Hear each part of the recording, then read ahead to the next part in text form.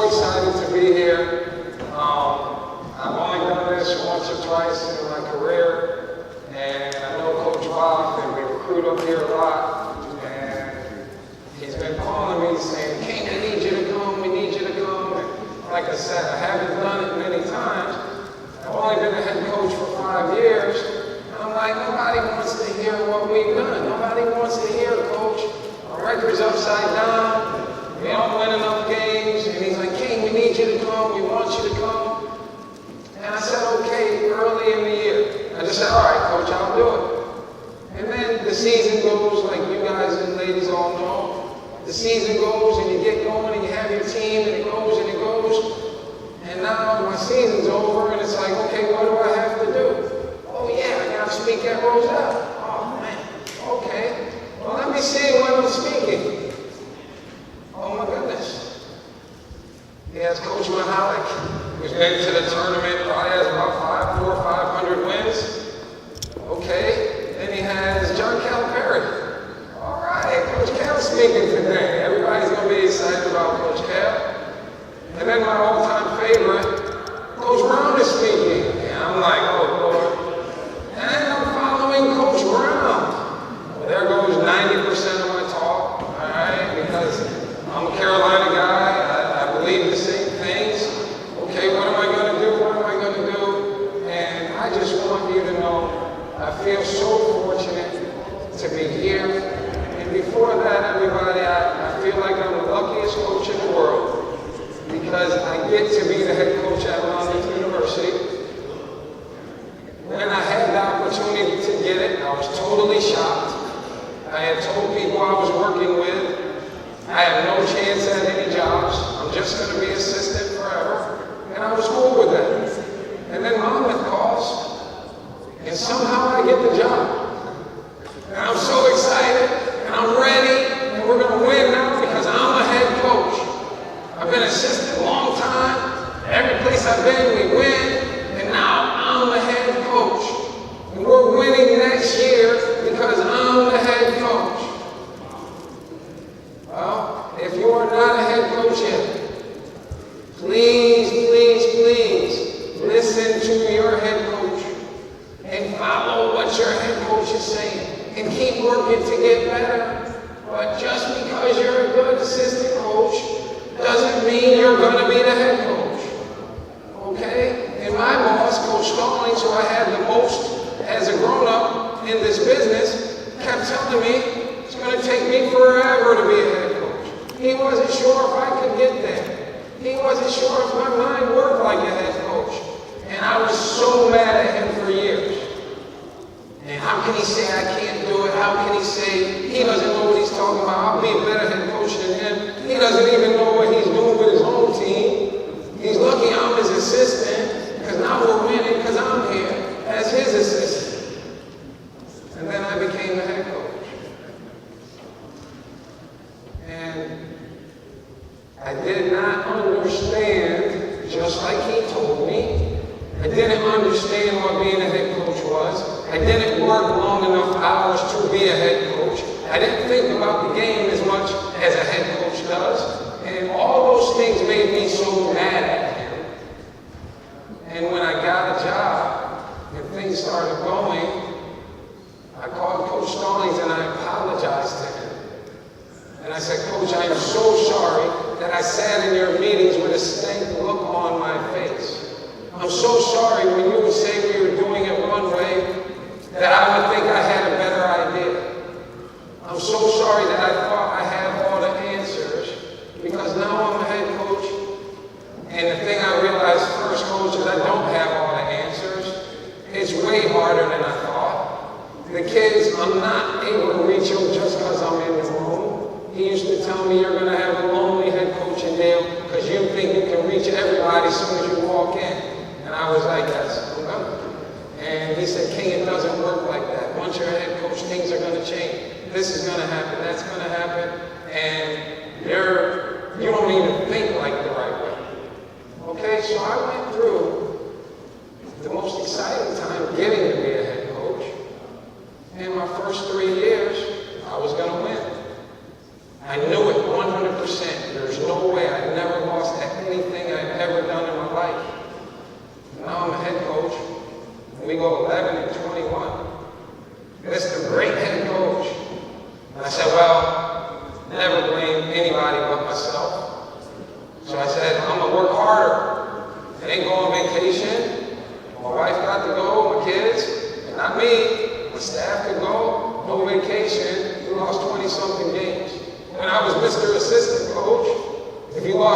stuck as a head coach.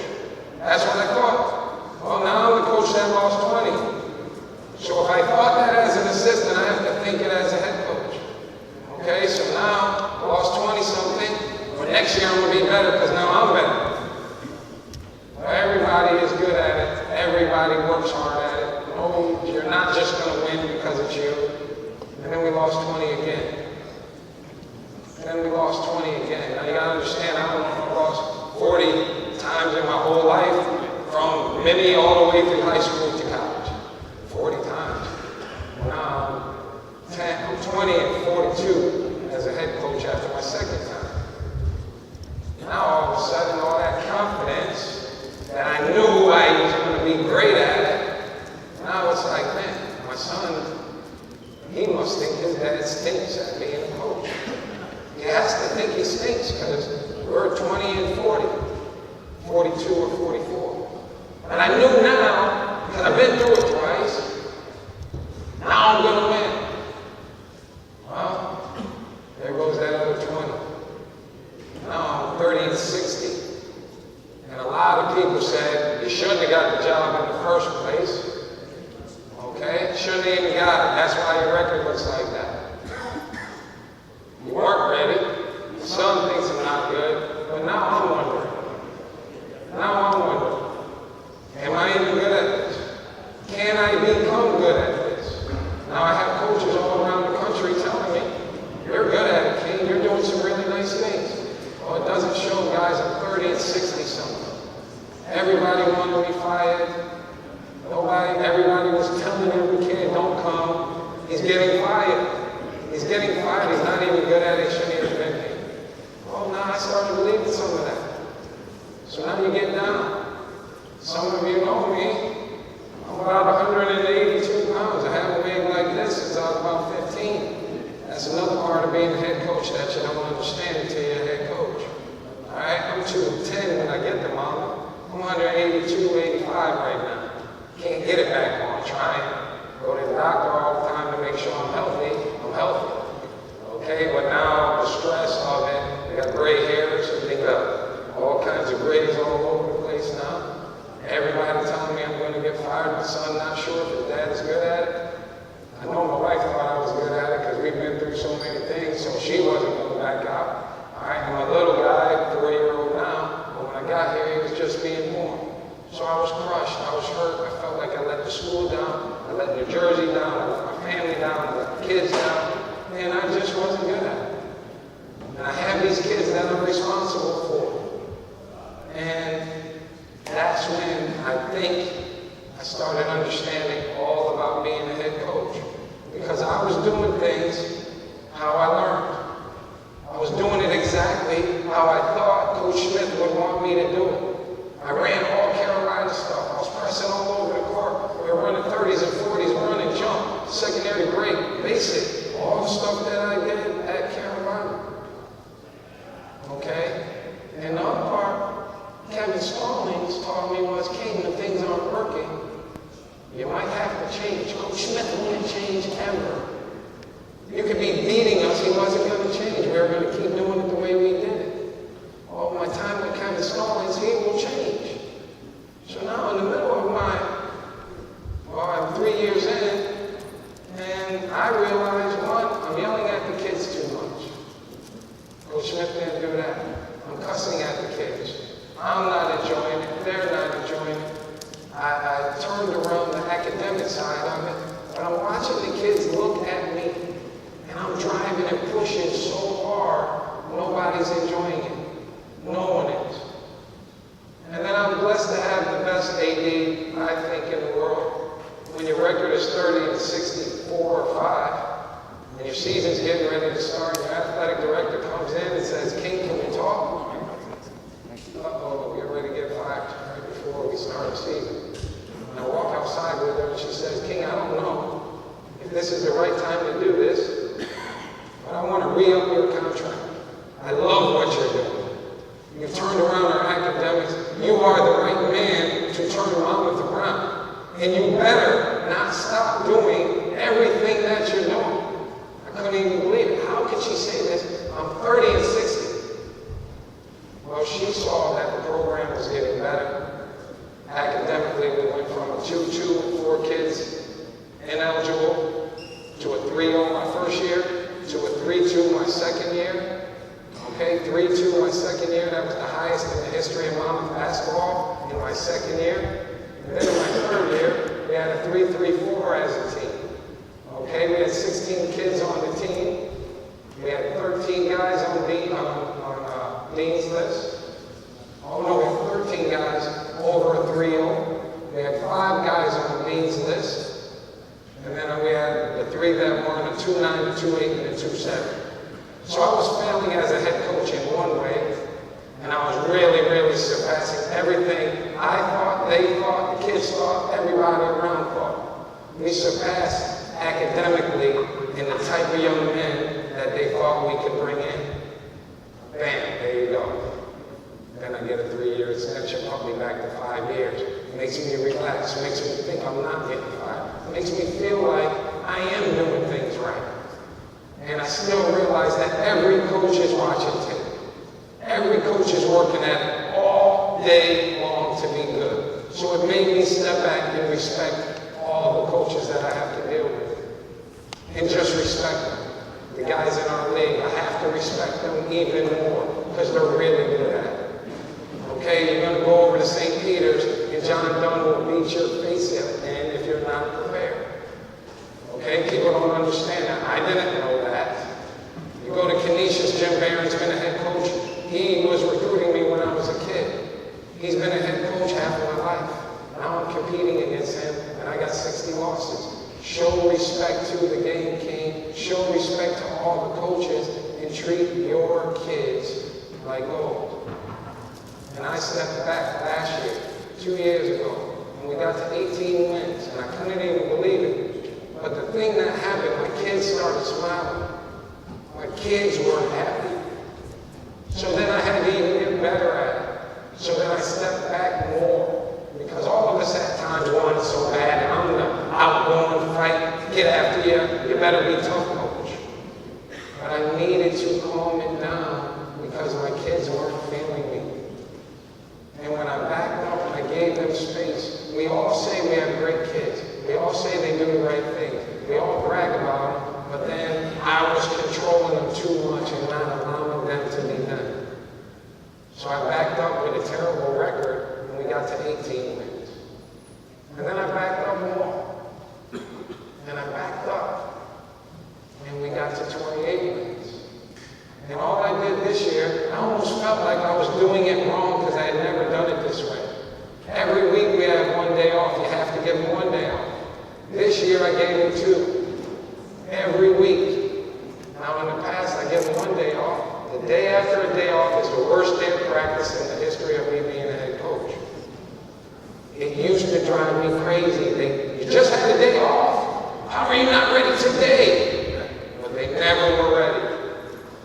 Now I'm Mr. Head Coach that has a terrible record. I'm going to give them another day off. That's what my kids need. Now all of a sudden they're fresh. Now all of a sudden I'm not too much. Now all of a sudden they're feeling my plan better. They're feeling what we do better because they're fresh. And their crazy coach with the terrible record is not yelling at them all the time. Now I'm working with them. I'm talking to them. I hold them accountable, but I'm not beating on them. I'm not this guy, I'm this guy. And that's what my kids needed the most. So this year, we have this season, we're winning all these games. I don't know, I think we got lucky in a lot of them, but I'm not going to hand them back. I thought we would beat UCLA because we play a lot of kids they don't. I thought we would win that game. I thought we would beat Notre Dame because they played 7 kids. 7, we played 12, 13. A couple of those kids, one of them from Jersey, I thought he should be on my team. So I knew that was going to be a hard game for him. The other kid was from Iona Prep. This was his first real college game. Every other game he won by 30 points. Those 2 guys weren't going to be ready. Now 5 guys weren't beating on 12. It wasn't happening. And then we win that. Well now, guys, our whole thing got flipped around on us. We didn't know what to do. We didn't know. We weren't sure. And all of a sudden, the kids are always Good Morning America, I'm the guy with the upside down record. All right, I'm giving my kids room to be kids, enjoy college, come here ready to work, and we will be a good team. And that's what our guys did when I backed them off of something. And I tell you that because I never thought that was the way to go until I was in the middle of being a head coach. I was the problem because I was too hard on my kids. I was holding them to this, and they weren't capable of this yet. They weren't capable of being here yet. So we had to work through these things, and I didn't understand that. And I was bad the first 3 years and had to make a change. And that's hard for us to do as coaches because we've learned a certain way. We've learned to do it, and we believe in these things. But it was not working at Monmouth for me. So I had to change to make sure I was doing it for my kids. When the kids have fun, they do more of what you want. They do more of what you want when they're enjoying it, when they're fresh. When their minds are fresh, when their bodies are fresh, they will do more of what you want. I kind of learned it by mistake. If I would have kept this up, I wouldn't be here talking to you today. Because we wouldn't have won. The kids weren't feeling it. So I've learned early as a head coach, make it for your kids. You are all good at what you do, or you would not have the position that you have. Make it good for your kids, it will make you better. I enjoyed this more this year. My kids enjoyed it. My team enjoyed it. My wife was happier. My son doesn't think I stink as a coach anymore. He's taller than me now. He thinks he can beat me up, but he doesn't think I stink as a coach. I'm getting to do it with some of my best friends. Rick Callahan over there recruited me when I was a kid. Dwayne Woodward played at Boston College. A lot of y'all watched him play. Two of my best friends. Two of my coaches, Brian Grace, one of my dearest friends, is a head coach now at Georgia Fort. Darren Phelps left me and went on and became the associate head coach at Columbia. Now he's either going to go to Columbia, San Francisco, or he has a couple other things. So I've been fortunate to be around good people, and I've learned how to get better, how to make it work for me. And I went away from what I thought the right way was because I wasn't reaching my kids. And now I feel like I'm a much better head coach because I did listen to the kids. There's nothing worse for me to stand up in front of my team and be talking to them and looking at the faces and understanding by the looks that they are giving me that they aren't liking it, they aren't growing from it, and really, they didn't want to be there. They're there, I pay for them to go to school, they have to be there. But the faces that were looking at me, they didn't like it. And that was hard for me. Because I want them to, I had the best college experience out of everybody. That's what I want for my kids. And I'm looking at kids that came to play for me in a short period of time, don't even like looking at them. I had to change for them. I'm glad that I did. I'm glad I went through it because I would always err on the side of the kids. All the time. When we're losing, I'll err on their side even more. Okay? And I talk about us being like this. We are a tight-knit group. And I make us be like this. Okay? But I had to give them space so they could be the kids that they are, the ones that I brag about all the time. And by getting out of the way, we had the best season I ever thought we could have had. And that's a thank to Dr. McNeil, the school, the kids, the community, a lot of you, our Monmouth people, everybody got behind us and it was great.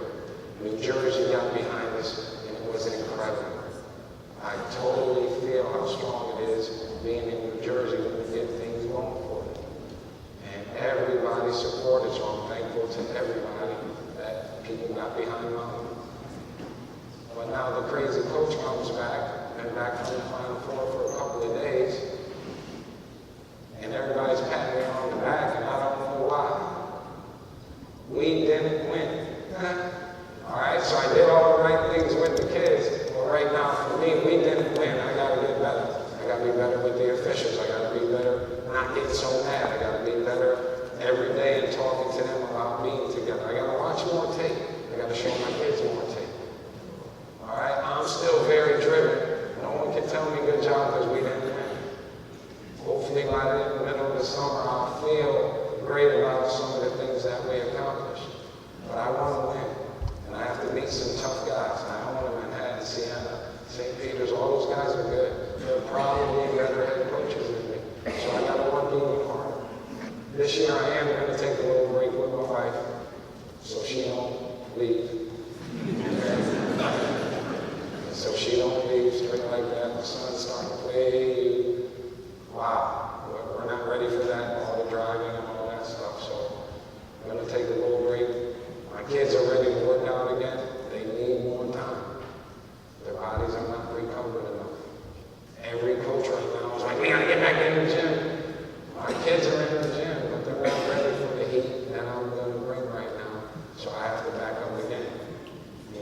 space.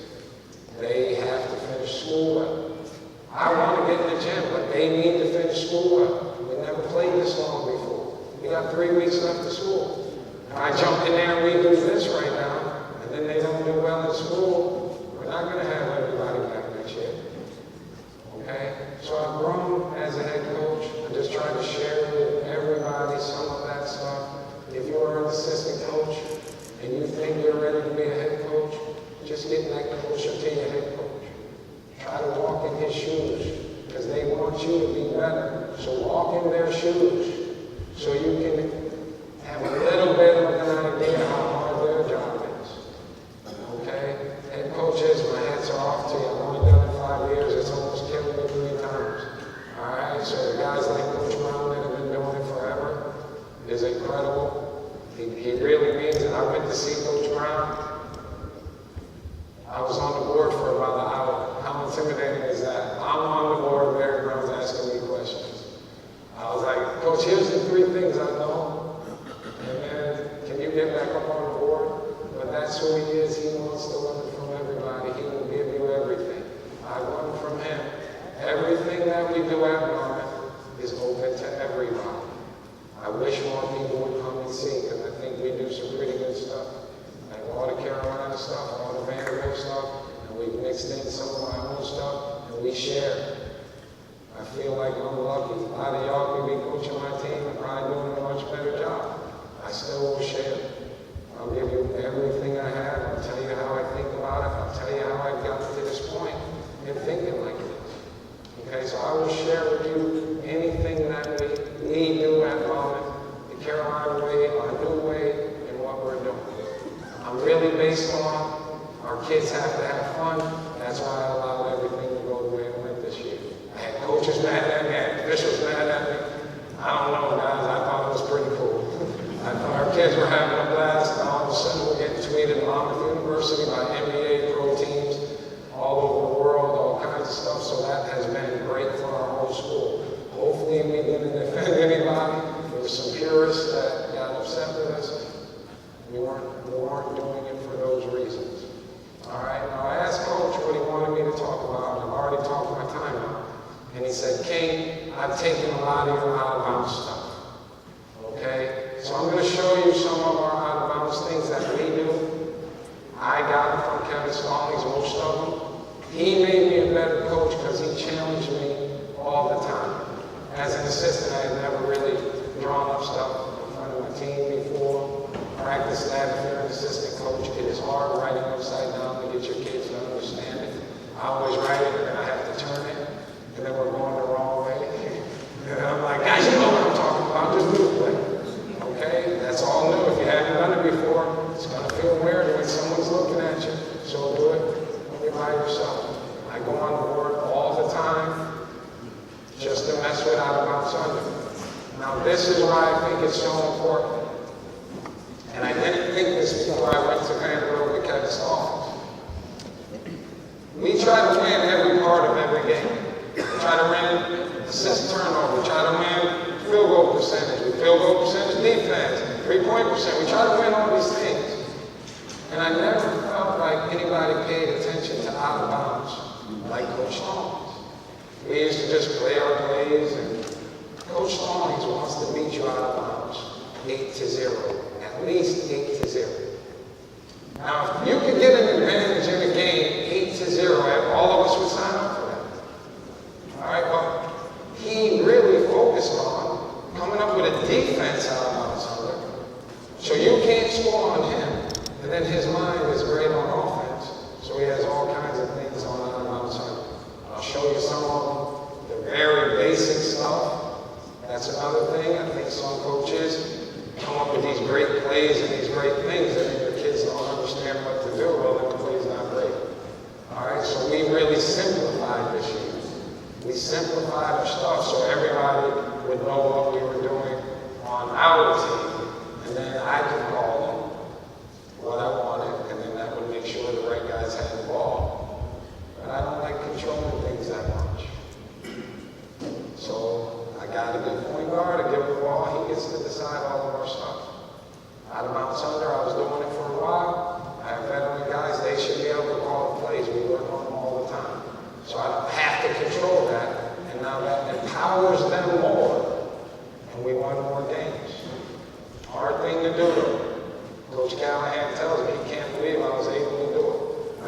outnumbered them more, and we played better. All right? I had to give up some of this control. We like to go 4 across the baseline. All right? We like to go 4 across the baseline. I'll show you some of our ones. You can move your guys around. All right? I always had the point guard take it out of bounds. I started looking at it just at 5'7". People started putting big guns on him. Made it hard for him to get the ball. Well, then I had to think a little differently to get Justin the ball after a couple of passes. All right, so here's what we came up with, some of our things out of bounds. Let's just get 5 guys. Anybody? Yeah, 1, 2, 3, 4. One man right here. All right, he's about Justin's size. All right, you usually have him take it out, but we're going to have him start out in the corner. This year we had Dion Jones as our 4-man, and Dion is really good from 15 to 18 feet, so I had him in front of the ball. So we'll go with a man right here, and going to be right here. I had my 5-man away from the ball. I knew you're not 5 good, but come on down here. All right? He probably easy push up. Come on. We'll have a 3-man, take it out of bounds. Come right here, and then you get the 2 and you go in the corner. Now, anybody can be anywhere. Okay, you can put them anywhere you want. All right, and then I'll show you what guys tried to do, and I'll show you what we did as soon as they put a guy here and think they're going to stop their stuff. You can't stop it. All right, here's just some of our options. Give them 10 minutes. Now, when the ref hands the ball, all right, we do not do the, you get the ball, smack it, then we're moving. We gain a second. Our whole team knows when the ball is handed, that's him smacking. So as soon as he hands it, that's when we're moving. All right? For right now, before they go down, I need you to stand like this. Right here on the block, foot on the block. And hit this guy, put your arm out. Now his rule is, he's not moving until the ball is directly over his head. If he leaves too early, the guy will be good, he'll get around the tip it, and he'll run out and get a basket. He does not leave until the ball is directly over his head. Alright? Now this is very, very simple. Okay? This we'll just do the flex one first. Flex. Alright? When he hands him the ball, he's just popping up to about, you want to have him catch it right here before you show him how he's going to throw it. Just show him how he's going to throw it. You want him to catch it right here. Right to here. Got to get a little bit of air on it, and he doesn't move until it gets to the top of his head. All right? Very easy. He's going to go up. When he catches, you're going to pop up. All right? Go ahead. Go ahead, go to him. You're just going to step in. You're stepping in right here. You're going to him. Flex it. Right here, flex, off. Now it's me. You got him, and you got him. Just very quickly, flex. All right, and we only go through it one time, and it's amazing how often you get a basket on that. All right, it is amazing how often you will just get a basket on running flex just like that. All right, come on back. Here's another one. All right, Dion Jones was our 4-man. If you watched us, Dion wasn't very big on the left, so you had to take that into consideration when you were drawing up your plays. But he was great going right. He was great going right. Same thing. He's going to get like this. This was called drive. Now, you saw the first one, flex. We all know how flex is. Flex. That easy. This one's called drive. Watch how we trick it. He's going to throw it, same thing. He's going to throw it. He's going to kill him. No, hang on. Now this time, you're just going to have to get going up like this and over here. If you could throw it to him and he was wide open, I had you throw it to him, you stand there, and then he's just going to go like this. Fake like he's throwing it to him, and then rip and drive right. Justin Robinson standing in the corner, so you're not helping. And Dion Jones used to get right here. If his man helped, he dropped it to him. So now this one's drop. Figure it out.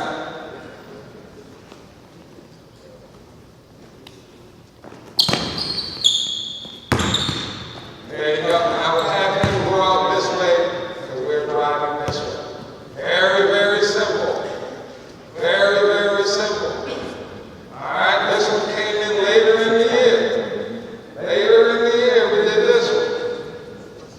He would go back, throw it to him. Now understand, this is our 5-man. If you don't have a 5-man that you feel comfortable doing this with, put him over there, put him in this spot where he can go back. Okay? Put him in that spot. But if you have a 5-man that you feel okay doing this with, you gotta understand, my starter is Chris Brady. He's lefty. He can't dribble with his right. Okay? But I did it anyways, because then he feels like Coach believes in me. Okay? Coach believes in me. He's letting me run this play. And then I just say, Nick, please don't throw it out of bounds. Please don't throw it out of bounds.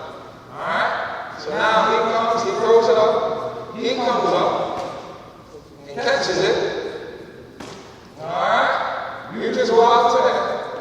Stay over there. You come down. And now we go like this. Big Brady dribble handoff for Justin Robinson. And you get busy. Get busy. Go. Look at what you got. All right? Very simple, but it's getting my guys the ball where they can score. All right? So now everybody knew we wanted to get Justin the ball. Go ahead. Do the same one. Now this would be a call. He would hit. Now he come in. Catch it right there. Now he'd start, but Justin would take one step and go back door. Now we got, that's 2 plays. Get Justin, get basket in your lane. Now Justin, get your back door. If the big man comes and helps, Justin throws it up and get it done. All right? Very simple ones. Now, with my team, Justin wasn't the guy. Throughout the year, Micah Seymour, a freshman, kind of became the guy. And Micah thinks he's the guy. Micah cussed me out at UCLA. Because he should have got the game-winning shot. His first game of his college career. When I did not call his number, and the kid missed, he was walking off the court going, you should have thrown me the ball. You know better. I'm the one. 3 years ago, I sat him down here and never played again, and we would have lost. All right? It's not about me. That kid loves me. I love him. He lost his mind for a second. I was not compounding the problem by me losing my mind too. I'll tell you, I watched Coach Kale, and that changed me. I watched Kale go off on kids, and then they still get to go in. So who am I when a kid says something back that he ain't gonna play no more until next month? When I was frustrated, when I was younger, I would have said something back to anybody but Coach Schmidt. So I'm not Coach Schmidt. Of course, they're going to say something back to me. Clean it up quickly, move forward. Clean it up quickly. He didn't want to say all that stuff. And I'm telling you, 3 years ago, I would send him off the bench. But then everybody, the kids would have been mad at me. All right, 2 more minutes. Now, so Micah thinks he's the dude. So I'll give you this one, then I'll finish up. So now he comes back, and understand, all of them are very simple. He comes back. Micah takes it out for him. Catch it 1 more step back. So then I did this one. Now you come in here as soon as he throws it in. You pop up, fake it to him. Fake it to him. Now you, ain't shooting no jumper. You coming off his screen. You bring it right down here. Number hand off, and Micah can make shots running away from the basket. Now it's my 4-man. Handing off to my 2-man. Micah, we get him off of the screen first. All right, pop back. He steps on you, make sure you did it. He fakes, and pop back. He's coming off to shoot it, or he's curling. You bring it to him. And this guy does just like this. Now, this is Chris Brady, my 5-man, and Justin. So you screen for him, now I'm going to get him. And I'm not really getting him because they're going to score. This is just to keep you busy on the side. Okay? Now, John Dunn is smarter than me and a better coach than me. This is what John does. He puts the guy here, and then the guy taking it out of bounds goes here.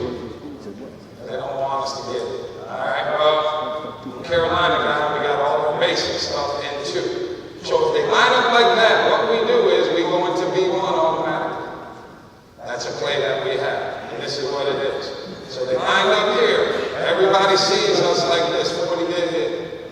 So now all we do, he knows he's going. And he's running all the way out here.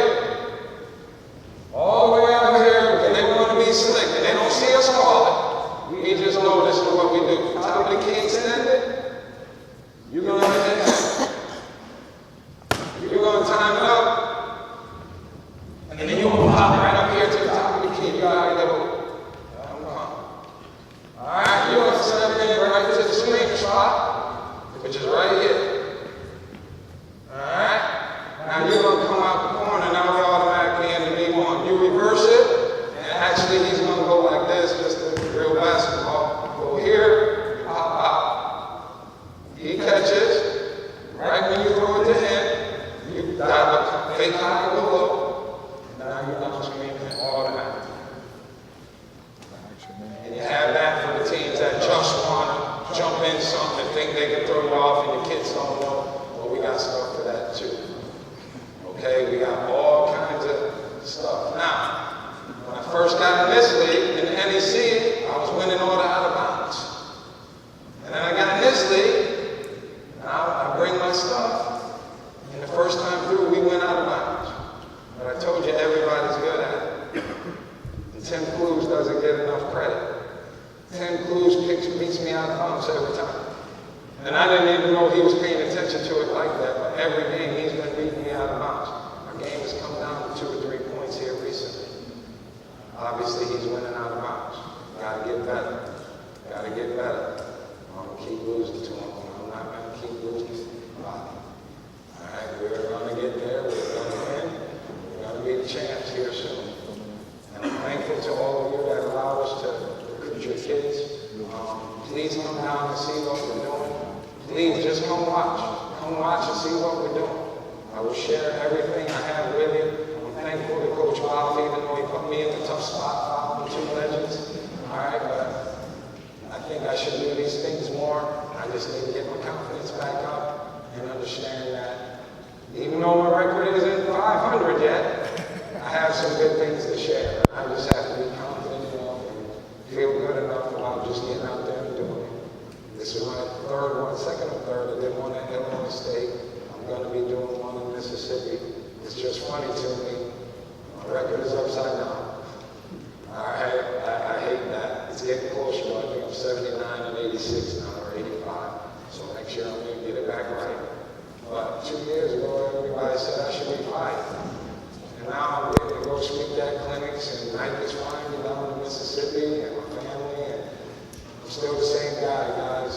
So if you hit a hard time in this coaching deal, keep your confidence. Keep doing the things you believe. Be willing to tinker with it. All right, but you wouldn't be in it if you didn't love it. You would not be in it if you didn't care about kids. Okay? But if you hit the hard bumps, don't let it beat you up too much. I let it beat me up way too much. Way too much. And I'm blessed to be a college basketball coach. I don't know how I got to get here, but I'm thankful that I'm here. I want to do it a long, long time. All right? Now all of a sudden, instead of getting fired, my name's in the paper about getting jobs. All that did was make my job harder. Because my kids, I don't put trust. I don't break trust.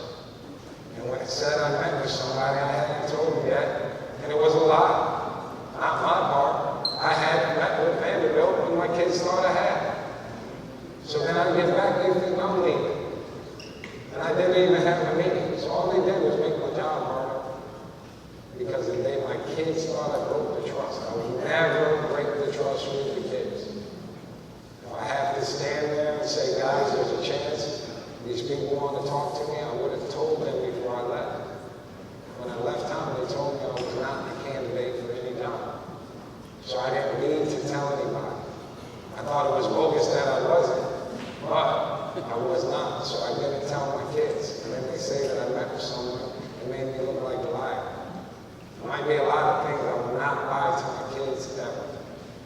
The last part I'll leave you with is we have 14 graduates at Monmouth since I've been here. Well, 13, Dion will be 14. That's 14 for 14.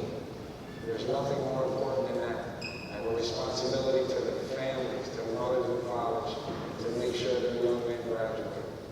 Take a look at our program if you have a kid. I think you will like what we do. Thank you, everybody.